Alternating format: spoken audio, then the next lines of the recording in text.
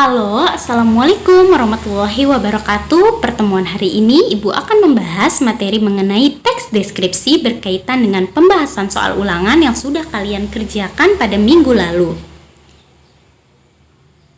Pembahasan soal nomor 1, perhatikan kutipan teks berikut ini.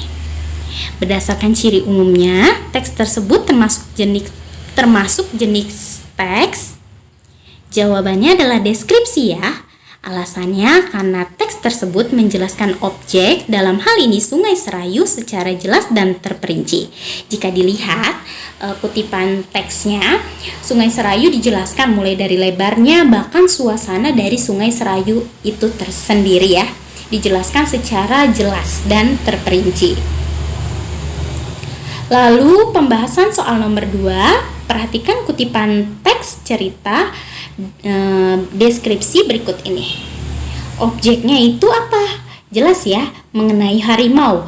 Berarti kalau berkaitan dengan harimau, berarti objeknya itu merupakan hewan.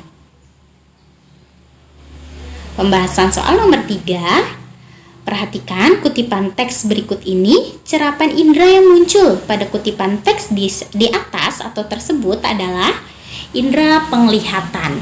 Jawabannya karena dalam teks tersebut pembaca seolah-olah dapat melihat pemandangan pantai Senggigi yang memesona. Pembaca seolah dapat melihat terumbu karang yang berwarna-warni dan ikan beraneka warna. Terumbu karang nampak berwarna-warni sangat indah. Ikan beraneka warna menambah keindahan bawah laut pantai Senggigi. Jelas ya, indera yang digunakan adalah indera penglihatan. Pembahasan soal nomor 4, cermati kutipan teks berikut ini. Cerapan indera yang muncul pada kutipan teks di atas adalah, jawabannya A ya. Kenapa A? Karena dalam teks tersebut pembaca seolah-olah dapat merasakan angin pantai yang lembut dan udara yang segar. Pembahasan soal nomor 5, cermati kutipan teks berikut ini. Teks deskripsi tersebut termasuk jenis teks. Teks deskripsi subjektif ya. Alasannya jelas, karena dalam teks tersebut penulis menggambarkan perasaan atau kesan pribadi terhadap suatu objek. Contohnya, penulis menggambarkan bahwa ibunya adalah wanita yang sangat baik, ramah, tutur katanya lembut. Ini subjektif ya. Bagi satu orang mungkin seperti itu, belum tentu bagi orang lain sama merasakan hal seperti itu. Jadi ini masuk ke dalam kategori teks deskripsi subjektif. Lalu pembahasan soal nomor 6, penulisan judul yang tepat untuk teks deskripsi adalah, jawabannya adalah yang D. Jelas ya, tanah, T-nya ini kapital, lot, L-nya kapital, indah, I-nya kapital. Yang itu tidak menggunakan huruf kapital Y-nya karena merupakan kata penghubung. Jadi kalau kata penghubung dan kata depan itu menggunakan huruf kecil untuk penulisan judul. Kalau yang A jelas salah, karena lot-nya itu L-nya menggunakan huruf kecil. Yang B salah, yang-nya itu harusnya menggunakan huruf kecil tapi kapital. Yang C juga salah karena lot dan indah, L dan I-nya menggunakan huruf kecil. Selanjutnya, pembahasan soal nomor 7. Perhatikan kalimat yang bercetak miring. Menggunakan majas apa? Angin lembut terasa mengelus kulit. Jelas, majas personifikasi. Karena majas personifikasi merupakan majas yang memberikan sifat manusia pada sesuatu yang bukan manusia.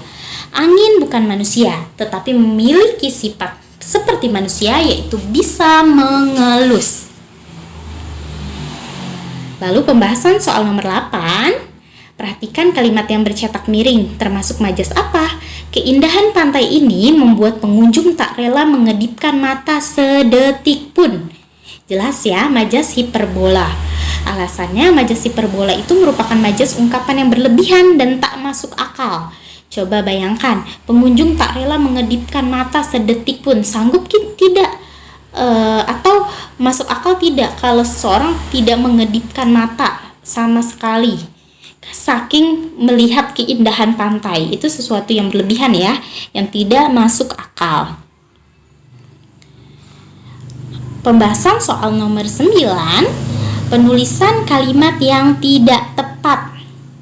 Jawabannya yang C ya. Karena kalau yang A itu jelas memesona itu luluh ya, P-nya jadi memesona. Lalu yang B itu menyapu, meluluh juga, sapu jadi menyapu.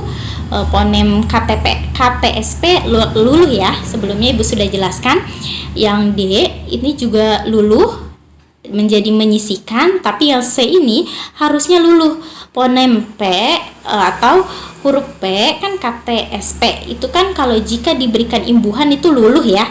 Apabila huruf selanjutnya itu vokal, tapi di sini kan benar hurufnya vokal. P dan E berarti luluh, kecuali klaster yang tidak luluh. Harusnya memperhatikan menjadi memerhatikan. Jadi jawabannya C ya. Nomor 10, penulisan preposisi atau kata depan di yang tidak tepat. Yang A tepat, di samping itu tempat ya, menunjukkan tempat berarti dipisah.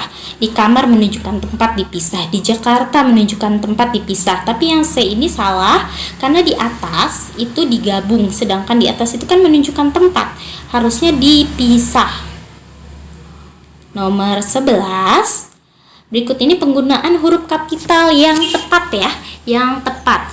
Jawabannya adalah yang B, karena yang A salah. Karena apa? Sate Padang ini bukan merupakan nama geografi, tapi merupakan nama jenis makanan. Jadi Padangnya itu harusnya menggunakan huruf kecil ya. Lalu yang C itu ibuku bernama Wulandari. Wulandari itu kan nama orang ya, harusnya menggunakan huruf kapital, tapi Wulandarinya di sini W-nya menggunakan huruf kecil, jadi salah. Yang D-nya, setiap hari Minggu kami selalu berolahraga di Taman Pemuda Pratama.